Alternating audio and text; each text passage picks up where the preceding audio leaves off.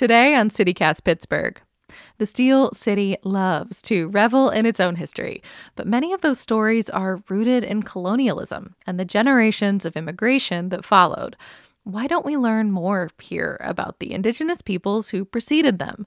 So, with Indigenous Peoples Day just a week away, we wanted to revisit this conversation between CityCast's Elizabeth Kama and Miguel Sugay. He's from the Council of Three Rivers Indian American Center.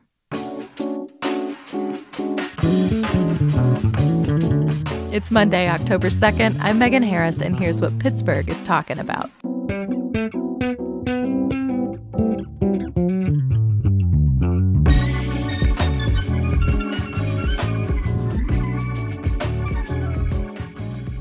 So, Miguel, in school, we were always taught about Native history as ending way in the past, especially here in Pennsylvania. But we actually had a reservation in our region in the 60s. What happened? That's a good question. The last bit of land that was left in Western Pennsylvania was a little tiny reservation along the Allegheny River, our river, the same river that we sit on, but a little bit further upstream in a place called Corn Planter in Warren County. Corn Planter's Grant. Mm-hmm. Well, guess what? George Washington signed that treaty. You're going to be able to keep this land.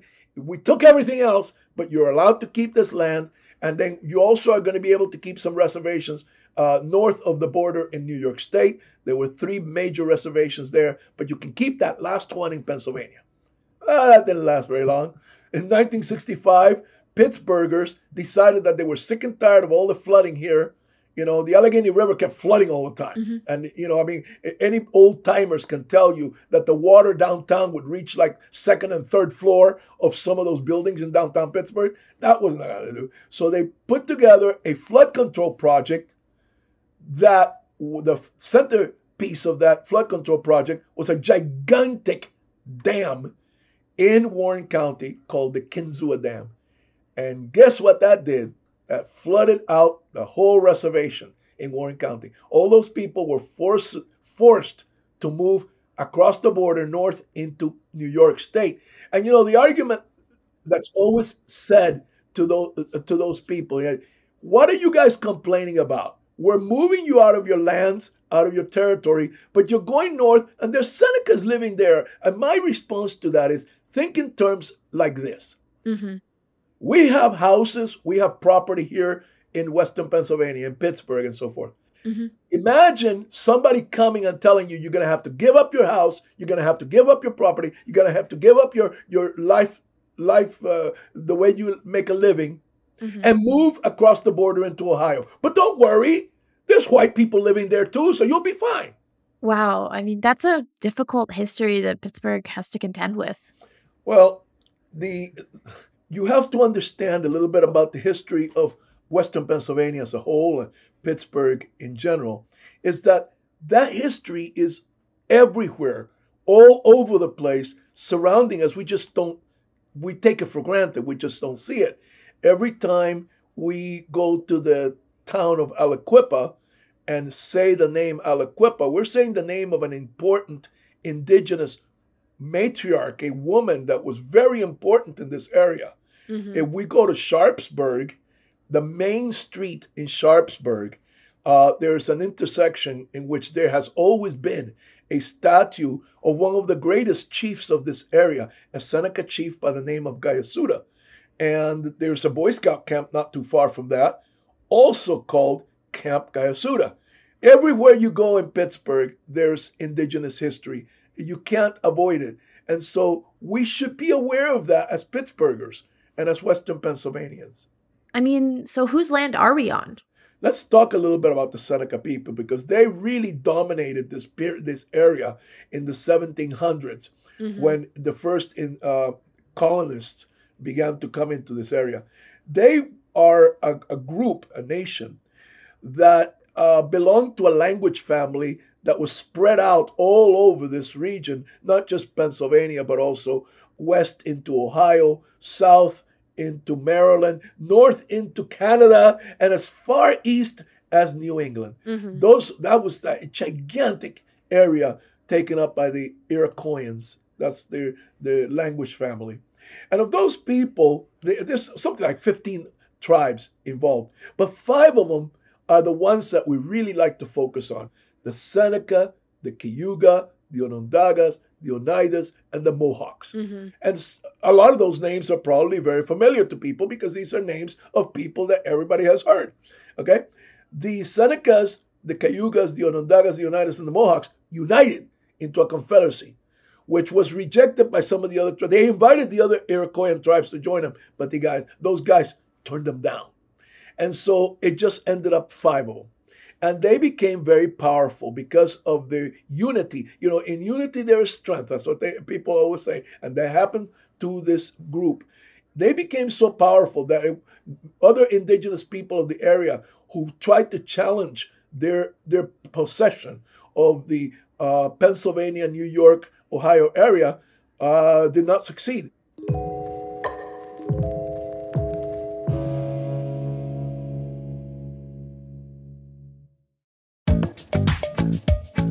The Pittsburgh Citywide Task Force on Employee Ownership was created to help businesses in the Pittsburgh region thrive and grow by bringing the message of employee ownership and its benefits to 30,000 businesses in the area. The task force was formed in conjunction with the Pennsylvania Center for Employee Ownership, the Pittsburgh City Council, Heinz Endowments, Chatham University, and the University of Pittsburgh. Employee ownership is a business model and form of succession planning that benefits owners, workers, companies, and communities alike.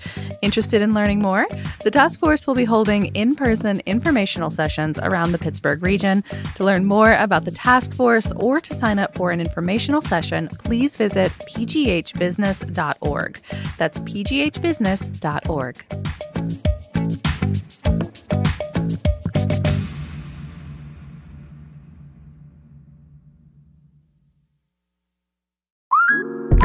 Instacart helps you get beer and wine delivered in as fast as an hour. So, whether you need to fill the cooler for tailgate season or fill your glass for Pinot by the fire season, you can save time by getting fall sips delivered in just a few clicks. Visit instacart.com or download the app to get free delivery on your first 3 orders. Offer valid for a limited time. Minimum order $10. Additional terms apply. Must be 21 or over for alcohol delivery where available. Instacart. Add life to cart. So does that mean that it was mainly people who spoke Iroquoian in this region? So as time went on, people kept getting pushed out of their home territory and then asked permission of the Iroquois to move into Iroquois land. And since a lot of the Iroquois land was controlled by this one Iroquois tribe, the Senecas, they ended up hosting these people. The 2 most important ones were people that came from the Philadelphia area, which was the Delawares. They call themselves the Lenape.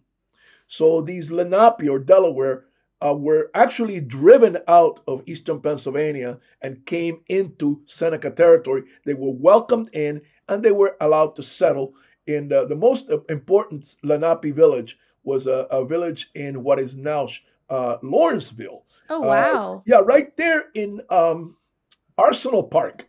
Huh. And then there was another group that came from the south, and they also made their presence here. They're called the Shawnee. Mm-hmm. And the Shawnee were a very strong non-Iroquoian tribe that were allowed to live in this area under the control of the Seneca people.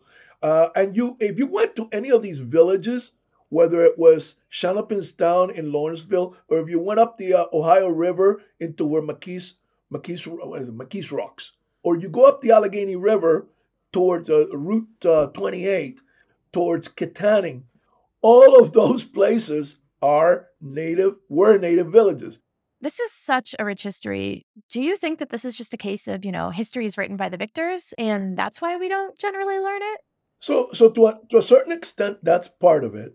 Is, the native people actually were considered an obstacle in the westward progress of the colonial era of pre-revolution America, which is English.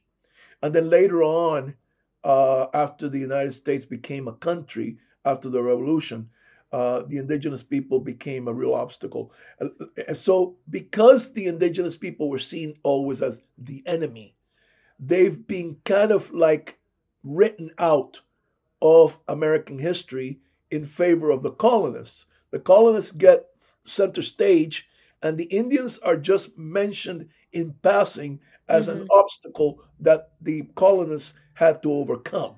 So you never hear the names of the great chiefs or the great leaders or even, the people that lived in this area. You didn't have to be a great chief or a great leader, just people, just normal people living their lives in this area, trying to make a living, and then being their lives and their traditions being totally wrecked. I mean, yeah, that's a huge loss. I know we've been talking a lot about Indigenous history, but there are Native communities here today. Could you tell me about them? So, Pittsburgh and the whole region around Pittsburgh for a long time was a hub of industrial activity. And of course, that draws people from everywhere. People from other countries. There are lots of people from Eastern Europe that came, created the wonderful neighborhoods that we have, multi-ethnic neighborhoods that we have in Pittsburgh. But it also drew Native people from other parts of the country who came here looking for work. They came here looking to work in the coal mines. They came here looking to work in the steel mills, the glass factories. And so we got a brand new crop of indigenous people that were not originally from Western Pennsylvania. And now our community, our Native community here in Pittsburgh, is composed of all these people. Yeah, we still have some Senecas, not too many, but we still have some Senecas living in Pittsburgh. But most of them are from, they're Creek, they're Cherokees, they're Seminoles, all kinds of different out-of-state tribes. Miguel Suge is a board member at the Council of Three Rivers American Indian Center. Thanks so much for talking with me. It's been a pleasure.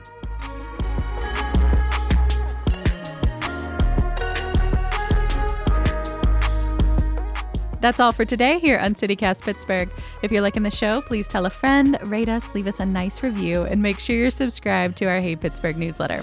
We'll be back tomorrow morning with more news from around the city. Talk to you soon.